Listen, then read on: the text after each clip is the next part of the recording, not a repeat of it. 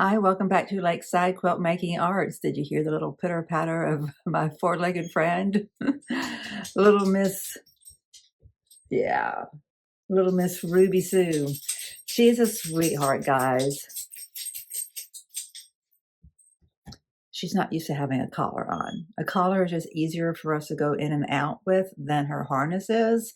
I'm going to have to get a different kind of harness that goes on differently. The one she has to go over her ears, and she's got gigantic ears. So it's not the easiest of things to take on and off for her. She needs one that snaps on differently. Anyway, this is a quilting video. It is not a Ruby Sue video, although I'm sure she's going to be making her interjections on the regular. My friends, this video is being released on a Monday, so it's a blockhead video. However, there was something nagging at me left over from my Pick A Petal that I was working on yesterday, and that's figuring out how to use not parchment. I keep on saying parchment. I know it's freezer paper, but parchment paper is what I use for making my bacon. So probably I have bacon on the mind. Anyway, freezer paper, trying to figure out how to use freezer paper to foundation paper piece my quarter circle blades. That makes perfectly good sense. It is quarter of a circle and it's a blade, and it's blades, fan blades. I want to figure that out. So I'm going to take a second here and I'm going to look at my video where I had taught myself how to foundation paper piece basically. In that video with the mental processes that I went through personally, so I felt like that was a good place for me to go back to. And then I'm gonna rewatch Karen Brown's video where she's talking about freezer paper. She's got many good tips on that video. I need to link it. If I don't have it linked, I may have it linked already. In that video, Karen represented several different ways that freezer paper can be beneficial in the quilt making process. And in other purposes too, like creating a stencil and just all the different variety of things that we can get ourselves involved in when we're putting together a quilt. Okay, so I have a little bit of research to do. I'll be right back.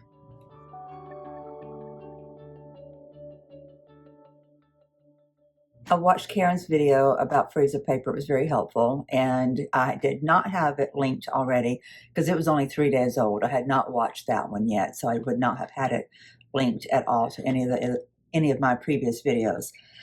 What I learned is that yes, I can do what I did before, and I can take this and just use my printer paper, and that's fine. Or I can use this as an opportunity to learn how to do freezer paper, how to put this through my printer, print this on it, and then work with that method. The only real benefit that I know I'm getting is that this is a little bit transparent, and that helps a little bit. And, it's reusable. You don't have to use glue because it has its own adhesive on it, which is temporary, kind of like a Post-it note. It can be just enough sticky that something sticks to it, but it pulls right off without any residue. It's kind of what I'm guessing this is like. So I think that's my only real benefit, but I want to experiment with it. I want to learn.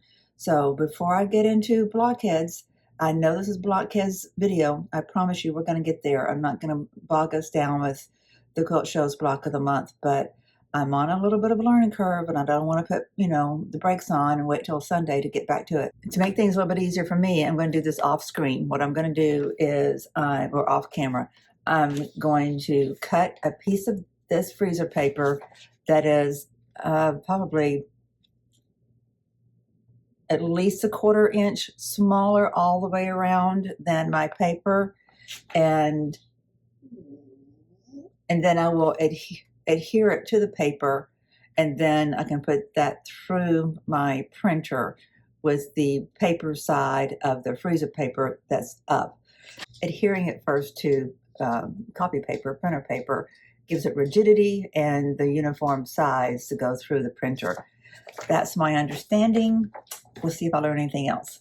Ruby Sue does not know why I'm talking to the camera. While I got you here, I want to show you something I was just cleaning up while I was watching the videos. See this bright red thing? This is something that my mother gave me when I was there last that I'm going to be using in my studio. Something that her husband, my stepfather, made, and I'm going to use it to put my thread in. So there's 3 tiers. He used it like a spice rack in their kitchen. He made this from scratch. He was quite the talented man. Plastic, metal, wood, anything. He could make anything with it to extreme perfection. He was a talented, talented man. Made a successful living inventing medical supplies. And so he, business he created from scratch. Very interesting story, success story, rags to riches kind of thing. And so I just have a great pride in owning a little piece of this. He loved to cook, and I don't know where this is going to go in the studio just yet. I don't have a home for it, but I'm going to figure that out. It's clean now, so it's just going to sit in the studio somewhere until I find a place to put it. It's so bright red, there's so much color in here anymore. It really doesn't matter. But at one point I wanted only soothing colors in here. But now we're going to have some red. It's okay, because we've got other, colors all over the place. It's a studio. It's an art studio. One more thing before I get to working on the freezer paper. I learned while I was off camera that my new quilting friend, Jody Claiborne, is doing her own channel.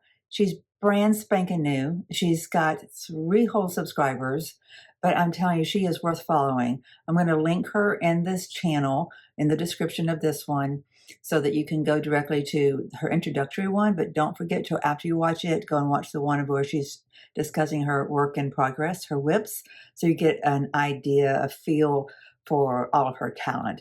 She's well experienced, and she knows a lot of techniques, and she does a lot of fun things. So she's going to be worth watching. So be an early follower with her, encourage her. She's just great. And she's just breathes so much wind beneath my sails here as a new channel and as a new quilter. She's given me contributions, encouragement, just been a blessing to me. So hopefully this shout out will help send a few of you, or maybe all of you over there. I hope so. She's a great person and a great quilt maker. You'll enjoy her. I know you will. Go check her out. This is my freezer paper. This is my just full size copier paper. And you can see it's shorter all the way around and on the other end too. And now I'm going to press it. And my understanding is that you don't just put the iron on it. You got to keep it on there.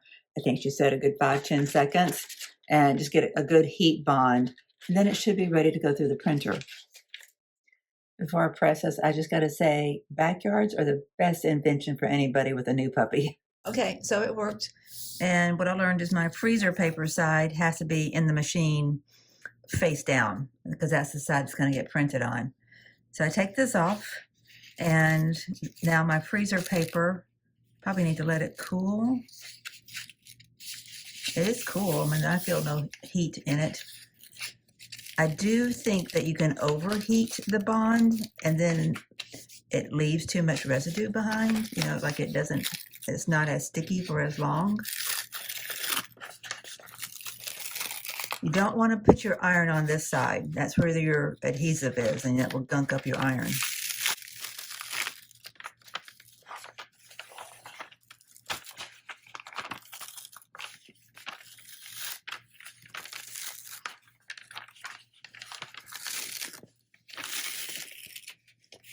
Okay, so that's done.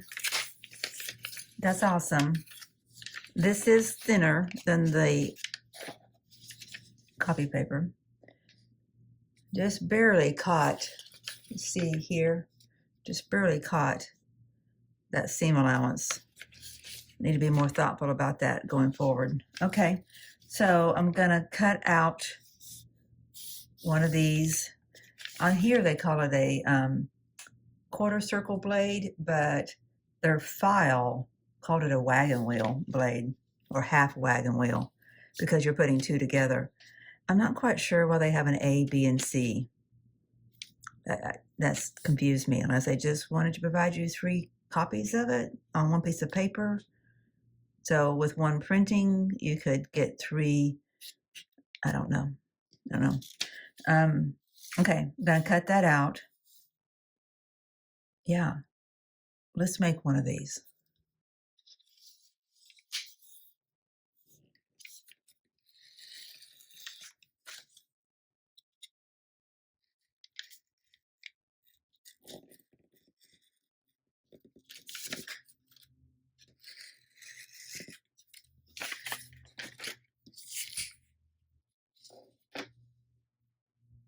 Okay, before I get any further, I want to figure out what orientation I want my color distribution. Do I really care that much? I feel like this is a dark to light. Why don't we bookend. Here we've got contrast, and then we go back to our reds, and then it's heavy over here, but that's still light. I think we'll do that. Okay, so if I do that, B1 should be the first one I do. And it doesn't matter if I start over here or over here. This is just a sequence that I want. But why don't we just start with this one? Okay, what you're looking at here is the back side of your piece, eventual piece. And this is... Hi, so this is Editing Dawn, jumping in here to say that there's a little bit of the foundation paper piecing process that you're about to see that is just isn't accurate. So I wanted to point that out, that this is a vlog style channel, a Learn With Me channel. But I wanted to go ahead and leave it in so that sometimes we learn better by watching somebody do something that we would have done too, and then watching them find out how it was not right. So that's, my vulnerability here. And I've said that from the beginning. I will be vulnerable with everybody about what my ignorance is, what I know and what I don't know. And so the main thing is that with foundation paper piecing using freezer paper, you don't stitch through the paper any at all. And that's the very first thing I go and do. I was just using the little bit of muscle memory that I had already from when I've used copy paper before.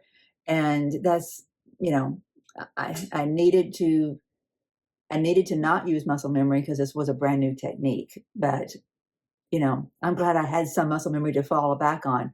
Anyway, enough of me doing an introduction. Just go and watch it. And at the end, I do, and through it, and at the end, I show you what I've learned while I was trying to piece together these 4 pieces for the quarter circle fan blades. The only one that gets stitched on, you gotta make sure you leave a 1/4 inch seam allowance around it, because there's not one really marked, but you got to know that you can't like butt that right up to that corner, to that edge. You've got to have a seam allowance, right?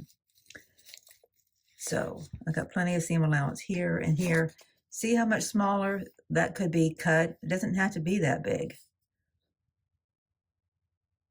So on this one,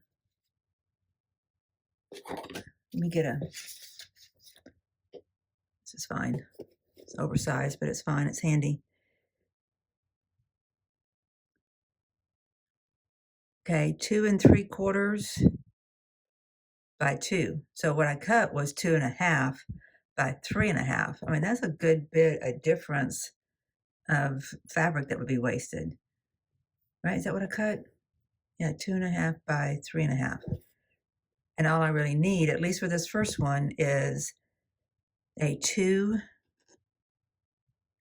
by 2 3/4 maximum. Okay, I'm gonna go take this to the machine right there and stitch that. Stitch that here and stitch that here. Okay, so this is done. And they say that using this 1/4 inch ruler is what's really helpful to cut. And I could see where it would be because it just hugs against that ridge. Where's my cutter? My fabric oriented in the right way. Oh, this is not my cutting mat. That would be a cool thing to make sure I'm doing. Hang on. I'm just going to slide this one over here so I don't have to move the camera. Is that how you use that? It just feels weird. Yep, it is. Yep, it is. Okay. There. That's not too terribly bad. That's no more waste than you would have if you cut the pieces. Okay, same thing here. I do like foundation paper piecing. I might need to find a quilt that, once I get done with the projects I'm working on, and find one that's nothing but foundation paper piecing. Okay, so here, if I just cut along that edge, that is my 1/4 inch seam right there. So I'm just gonna risk it that I can follow that line. Of course, I need that curve, but I'll do that more precisely later. I'm just making it neat right now. Okay, so what I do now is I get my next piece, which was this one, and I go right sides to right sides, right? Yes, so that when it flips open, it's open. And that's all I need right there. Just wondering, yep. Okay, let's measure that one. That should measure the same amount. That's 3 inches. The other one I had measured was 2 3/4. But 2 by 3 is all you really need. So I'm going to cut my others 2 by 3. That will make a difference, I promise you. Okay, I sew right there. Nope. Right sides together. Yeah, sew right there. And then when it opens up, it's like that. Yes, yes. It's been a while, guys.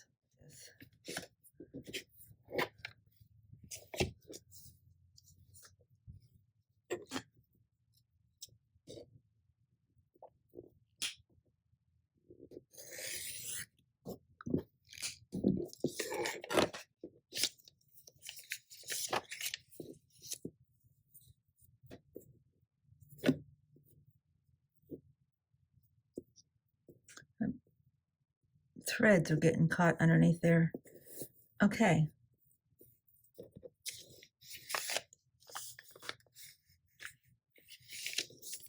All right. So do I press again so that sticks? I'm just going to press that fold and not get any of that plastic stuff on my iron. Just going to press that over. Okay. Now I turn it back this direction.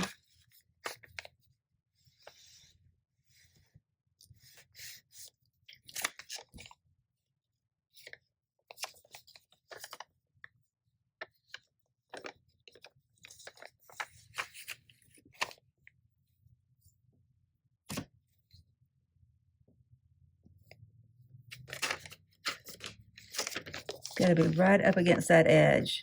You don't need a fat fold. You need a fold right up on that line. And like Karen Brown said, if you don't hit it with your first go, just refold it. That's good. That is on my line. Because that's how you get your precision points.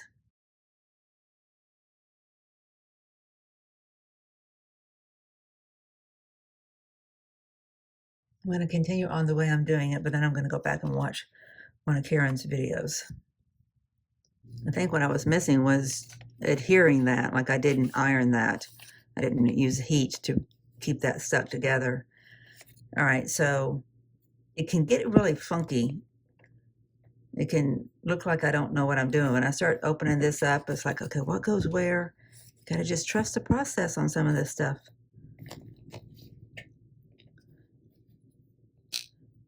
This is not my cutting board. Too busy talking to you guys to get it right. Okay. Right. Cut my 1/4 inch.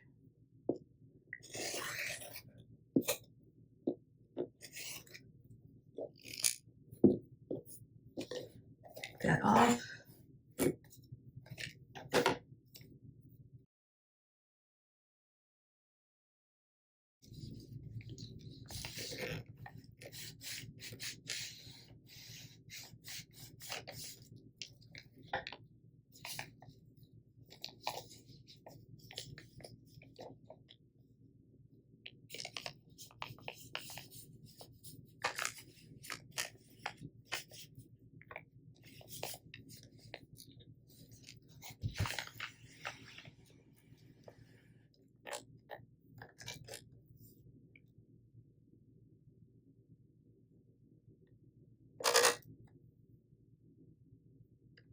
No steam when you're doing this.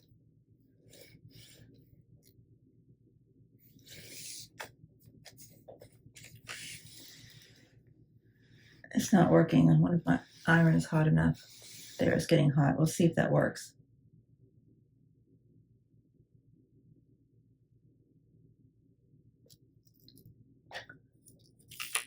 Okay, yeah. Okay, that's working. Okay.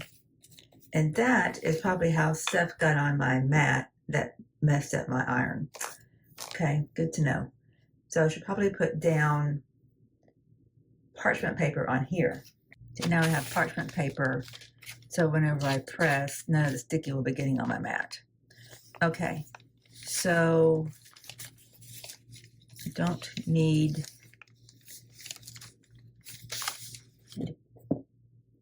kind of like, I like pressing up against this kind of ruler instead, just because I can see better. And I think it has a better ridge for pressing. I just put my nail underneath there and I try to get it really good and sharp on that line. If it's not on that line, do it again. Okay. All right. So now we put these two together. Oh, that's such a good feeling cloth. Okay, so I need it to cover all the way down to here.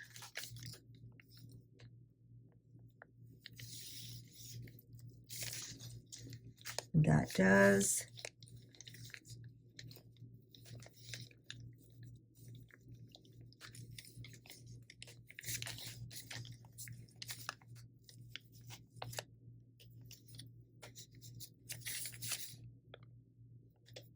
Yep. Okay, I'm good. I'm good. All right, I'm gonna press that with my hot iron.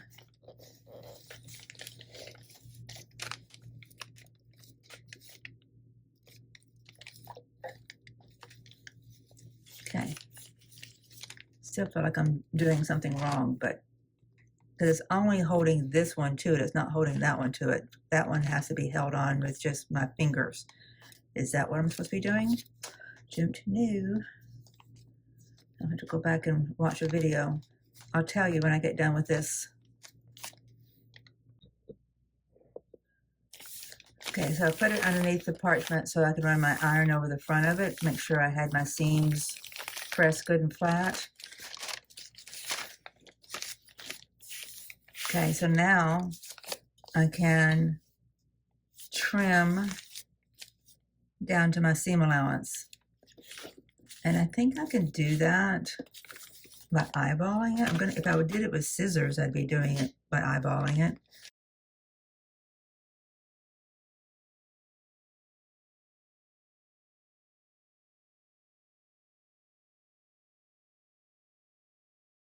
Instead of pushing over the seam, I just kind of rolled over it. That seems to have better control.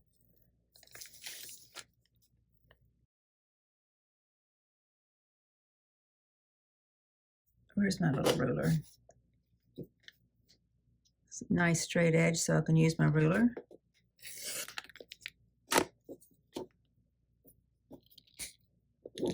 Okay, perfect. I mean, they're perfect. I didn't need to stitch here. Some of you probably said you don't really need to do that. Okay, I get that. I shouldn't have done that. That was unnecessary. I thought about it at the time. I thought, well, it can't hurt. Okay, and it's not gonna hurt, but it was unnecessary. I like it. Okay, I'm gonna go back and watch Karen Brown's video. I don't think I missed anything, but if I did, I will tell you in the next clip here. Hang on. One thing I wasn't supposed to do, I don't think. Yeah, see, I didn't need to stitch at all because I have the adhesive. And all the other stitches were made without going through the paper. I just sewed along the edge. Here, I went through the paper. So I'm risking compromising the paper, but I don't think it's going to because it's a 1.8 stitch. It'll be fine. It will survive, hopefully. So, but that's the attribute here of using the freezer paper. It would have stuck to this and I would not have needed to do that. And then they would have been sewn together as I stitched alongside of that edge. Okay, it's beginning to make sense. Now I'm going to go watch Karen. Before I sit down, I'm curious. I just want to take this off and see how it all looks. This is where my stitches are. Maybe this is why they put 3 on one page, 3 sets on one page, so people can mess up and not have to go back to the printer immediately.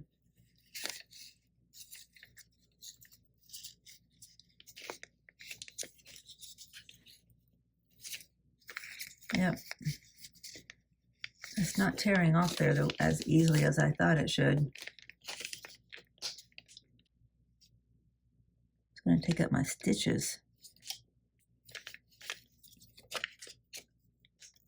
I'm going to hold on to my stitches. Yeah. Yeah. So don't do that. Don't stitch on top.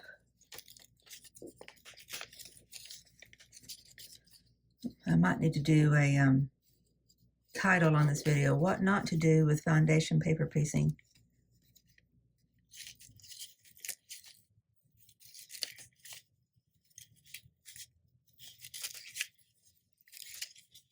Holding on to my stitches, but are my stitches, is the integrity of my stitches compromised by doing this?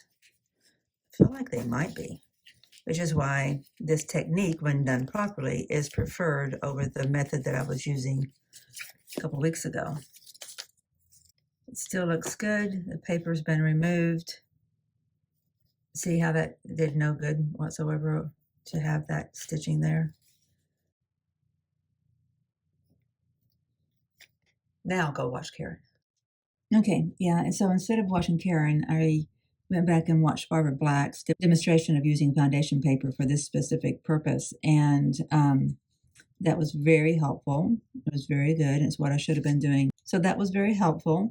I'm going to take out this little bit of stitching while I talk to you because it will affect it will affect the stitching that I do whenever I put this set of 4 with the next set of 4. And that's what you do, is you do 4 and 4 and 4 and 4, and then that creates what they call a half wagon wheel. And then she went on to use freezer paper to create an applique piece for here. Now I'm going to be using my blue mulberry for the background, and I haven't decided what I'm going to do in the middle. Maybe I do I'm sorry, it's not the mulberry. Is that what it is? I think it's blueberry dot and mulberry dot. I have to look at the name of it. But I'm going to be using my blue back on the background. And maybe I use the red dots for the handles, so there's uniformity along the edges of the quilt when there's so much scrappy going on. I don't know. I'll worry about that later. Right now, I have 252 more of these to do, but I feel like I'm good. Like I can do this. So this is not going to be really a leader ender project, which is what I was really set out to create. Because I just saw myself initially just cutting 256 different pieces of fabric, having those to the side, and I would just whip those through. But when I saw the opportunity to turn this particular block into a foundation paper piecing project, I jumped on it. It's not going to lend itself well to being a leader ender for another project that I'm working on simultaneously. I say that, but it might. I don't know. We'll see. I'm going to try. But right now, I'm going to move back to the Blockheads because that's what this video is supposed to be about. But I had to wrap up from where I left off yesterday. So for Blockheads, what we're going to do is block 17. And it is going to be, I may just get to the point of coloring it so that I can make sure that I can get all my video produced and edited there is a new puppy in the house, and she is fairly time consuming. I have caved though, and she has a spot on the couch, and she's very happy about it. And I think that's going to give me more time because she's much more relaxed that way. I just put a bed on the couch, and it's going to be her spot. And, so then I won't have dog hair all over the sofa, and she's happy, and I'm happy. And that makes me happy because she's a sweet little girl, and she needs her cuddle time. She needs the things that bring her comfort, and that's okay. We all do. Makes us better. So I'm going to leave this right here in progress while we work on coloring block 17 for Blockheads. And I'll probably do a little bit of the same thing that I've been doing. So for tomorrow's video will be the Piece and Quilt Sampler block. That's a Shoofly. So I know I'm running out of days to finish all of my log cabins and my Shoofly blocks. I had 20 of my log cabins to do, and I've got 4 4/5 done of them. I've got 4 done and 4/5 of another one done. And then on the Shoofly, I have 3, 5 done of 12, and those go together really easily. The log cabins do too. So on Tuesday, I'll probably be multitasking between Blockheads and multitasking leader enders with the log cabin, the Shoofly, and maybe more of these. We'll see. Like I said, this may or may not lend itself well to be worked simultaneously. But we'll just see what happens. This is a vlog style channel. It's a learn with me channel. What I plan on doing in the editing is where I goofed up on this, I will put things on the screen. So just always know that sometimes if I'm not giving, showing you how to do something, let the video run while you're doing something. But if you're trying to learn from me, then you might want to watch the screen too, because I'm not going to cut out video where I am fumbling and doing things wrong. When I learn that I've done it wrong, I'm going to be putting that on the screen that it's wrong. And if I know how to fix it, I will put that on the screen as well. I like to use comments. I'll cover my face with text, whatever it is, so that I can make sure you guys see it. This is more about the journey than it is about me being a teacher. I mean, there are teachers out there. There's Jenny Doan, there's Kimberly Jolly, there's, so many people who are teaching, Sherry, and just so many others, Pat Sloan. And I'm clearly a newbie, but I have a valuable course that I'm on. That there's value in learning from those who are learning. Sometimes it's easier to learn from people who are in the same pace as you are versus someone who you're kind of intimidated by the level of skill and experience they have. So that's why I do that, why I leave my blunders in. And when I know that they're blunders, I try to point them out on the screen. So I just want you to know that I'm not being irresponsible in that regard. I don't want to lead anybody astray. So do watch the screen don't just be trying to listen and say, oh, I listen well, I learn from listening, I don't have to watch it. No, watch and see if there's any text on the screen. And also, if it's something you're really trying to learn, read the comments, because somebody may be calling me out on something. You just never know. But the other thing I learned too by watching Barbara is that I probably applied too much heat for too long when I was applying my parchment paper to my fabric. It does cool eventually and it comes off really smoothly, but you don't have to press it until it dies. Just press it until you get it's nice and firmly on there. I think applying it first to the printer paper and then running it through the printer, that's where a lot of the adhesive got burned off of it. Not burned off, but used up. But she doesn't worry about the adhesive. Like she was just using the template for its accuracy and, folding it back and stitching along the side. So if you're not putting holes in your template, like I did erroneously here, and you're just stitching along the side, then that piece of paper lasts you a long time and you've got accuracy. You don't have to trace it and cut around it. You just, you're printing the exact copy of what you need. That's really helpful. So she's then just using glue, the washable Elmer's glue, and this purple stuff is fine as long as it says it's washable. I guess there's purple stuff that doesn't say it's washable. That's what I hear from others. I haven't confirmed that.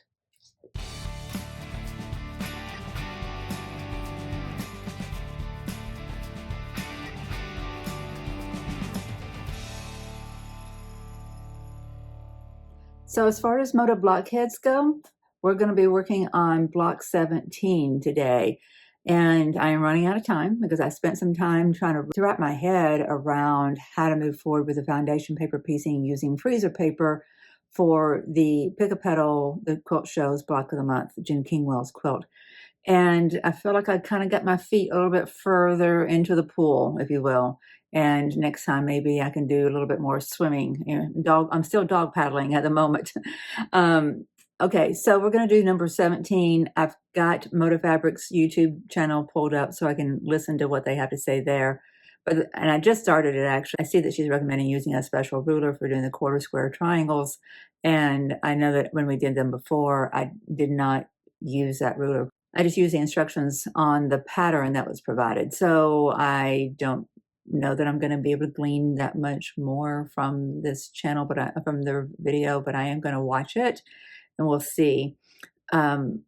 What my concern about this one is that it's just a lot of half square triangles and some quarter square triangles. So it's kind of rigid, right? There's no fluidity that you get that I'm really trying to capitalize on in the other quilts. The ones that are really rigid, like this one that I'm pointing to, that's got the really deep square, deep value on the square, and then the square that's being formed around the center is pretty deep value too. Those bring a rigidity to the quilt, and that's not something that I'm a big fan of. So will this one be included in the quilt? I don't know, but I am going to use that mindset that it may get left out if it doesn't work, if it doesn't flow the way I want it to. So with coloring it, knowing that I could keep it out, I may go a little bit bolder. I may insert some of the greens that I am trying to hold off on in some of the other blocks, some of the more yellow greens. And, I do have just a little bit of taupe and a little bit of taupe there. And then, see, actually the deep value here in this outside square, that's a really deep, deep taupe. So what other fabric colors might I include that I might not feel would be worth the risk if I was 1,000% in love with the block and knew that that block was going to be included? There's a part of me that would rather remake one of the other blocks to make up for this one, because it, like I said, it's just a lot of rigidity. There's angles and angles and angles. So what can I do to make it not so angular, not so rigid?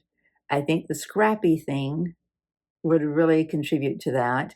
There's a lot you can do when you have analogous colors of similar value. Then it kind of just gets all washed together. So I don't know. I'm going to finish watching the video and then think about the colors a little bit, and we'll take it from there. We'll see. Hang on.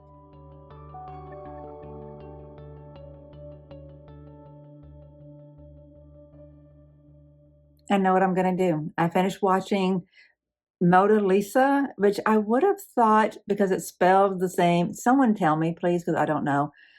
The woman who does the Moda Fabrics videos and presents the Blockheads, her tag is Moda Lisa, and it's spelled with 2 S's, just like Lisa Alexander, who's doing this book, Celebrate with Quilts. She is Lisa, Lissa, and she's with Moda. Is it the same person? I have a real strong feeling that it's not the same person, because I saw her being interviewed by Kimberly Jolly, and it didn't have the same voice. That person and this person, that is doing the Moda Blockheads, was not the same voice. So I don't know, but somebody tell me, because I don't want to reference them improperly.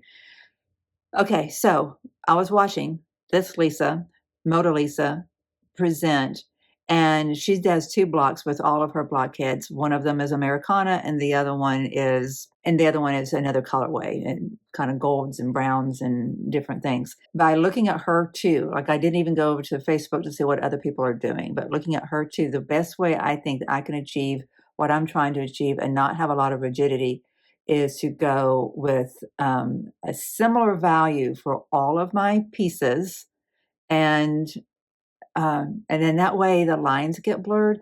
I definitely do not want what she's got with her first one, and not so much with her second one. Her Americana one was more like what I want to achieve. But with the first one, the exterior triangles, upper half square triangles, are really high contrast. And I just don't want that, because then that creates, a diamond shape in the middle with an X cross in the middle of that. And I want fluidity. I keep on saying it. That's what I want. So this one I'm going to try to achieve. Let me get out some fabrics. Okay, my friends, this is what I'm thinking. Like I said, I wanted to kind of stick with the same value on everything, and I'm pretty much there. This is clearly a different value than that, but I have the fabric collections that I have to work from, and there's just nothing that's super high contrast. I mean, I know this is compared to that, but how I'm going to use it, I think is going to be fine. It's not like I'm dealing with any of these in that really dark taupe that's on the wall, or the really navy or anything like that.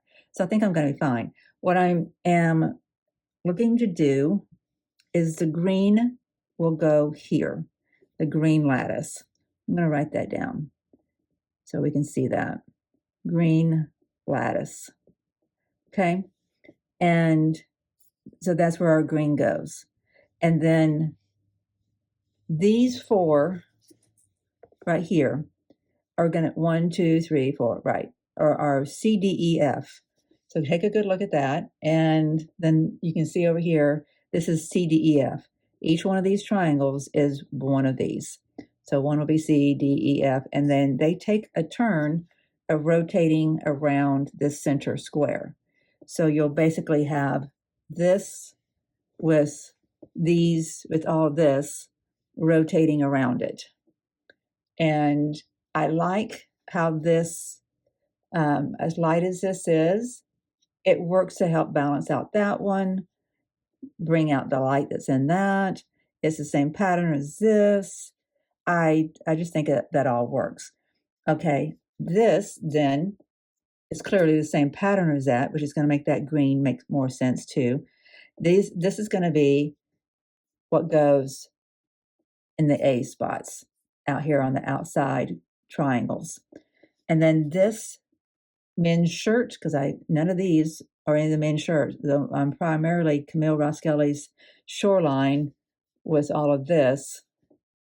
Need to insert a little bit of the men's shirts, and that's going to be here. I really like the idea of this being like a receding background fabric here. So you'll have this as your half square triangles. And then this combination here, 1, 2, 3, and 4 are your quarter square triangles, and that's your center square. I'm going to get that written down on here.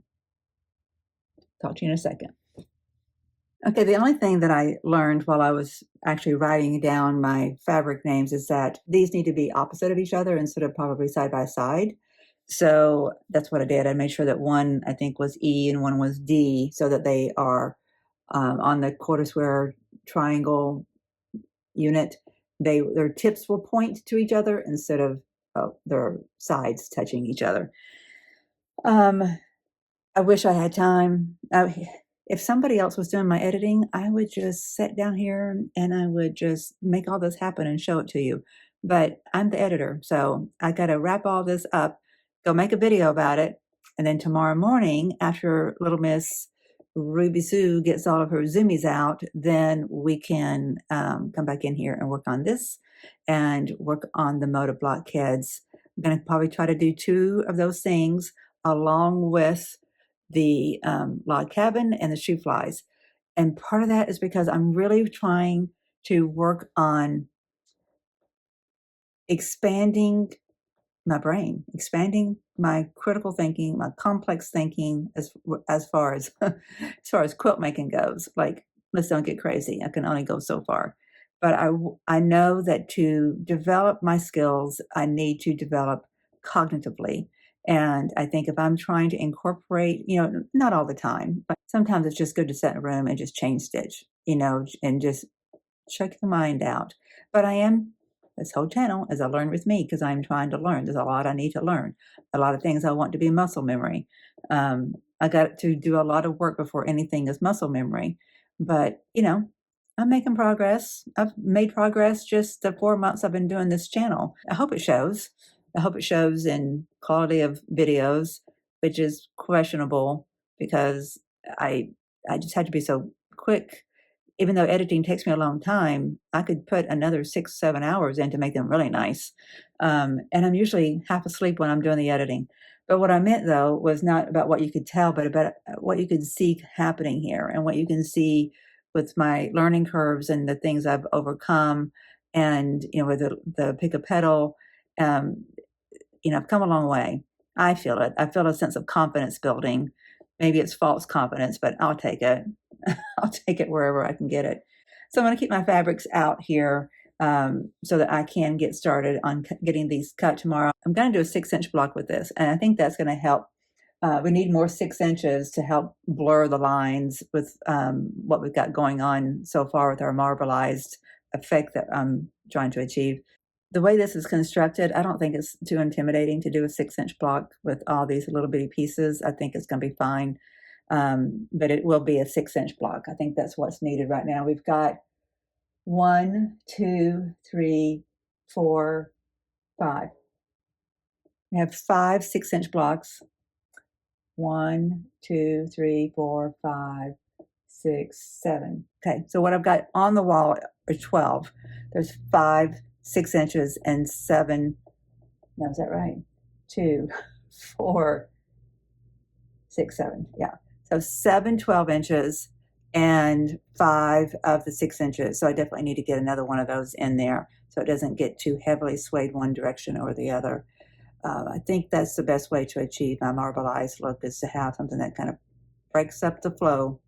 And the 6-inch ones do that lovely. And this one, since it's just going to have just a bunch of triangles in it, basically, I think it's going to do a beautiful job. So I came into this thinking it's going to mess up my flow. I've got something I'm trying to work on here and it's going to mess it up.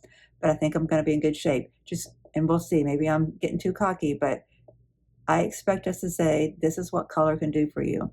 You can take any pattern, and I think this is a really good pattern to look at that you can take any pattern and completely change it based off your colorway and even how you press your seams. I saw Moda Lisa talk about how she was pressing to the light side because she wanted the darker one to recede and she wanted the lighter one to come forth.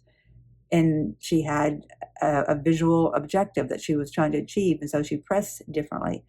So there's a lot of little tricks that we can do to make our blocks completely change and work and function, have a different kind of function inside of our quilts. My friends, I've had a fabulous day. Miss Ruby Sue and I are getting along swimmingly. She's got a new toy that she is quite fond of, a little duck. Gave it to her, and she had to go hide it outside. 2 hours later, she had to go and dig it up and go and find a new place to hide it. I got her to bring it in, and so now it sits with her on her bed. She has other stuffies, but the duck, that's the one she's very protective of. You got to remember, just 2 days ago, she had 8 of her puppies around her, so I'm sure she's missing them. Thanks, everybody, for cheering me on and sending me encouragement about Ruby Sue. She is a precious one, and I'm just thrilled that she's in my home. I feel almost undeserving of little Miss Ruby Sue. She's a sweetheart. Like, can I give her all the love and affection and attention that she deserves? Because she's just nothing but a lovey-dovey sweetheart. She's got a beagle's bark, though. She saw a cat earlier. And I thought, oh my gosh, Zoe has taught you to defend this property from cats. Zoe's probably happy. But it is a beagle's bark, and which is deeper. But I don't think it's any more annoying than Zoe's was. Barking is just an annoying thing. But, she's not doing it constantly. I let her out the door to go see the cat, and she didn't bark at it. But then she saw something else later, you know, and so she needed help calming down. So we calmed down. It's going to be fine. She's just a sweetheart. She's not here to bark and howl at the moon. She's just here to bring some joy. Her main objective is just to bring some joy, soak up all 11.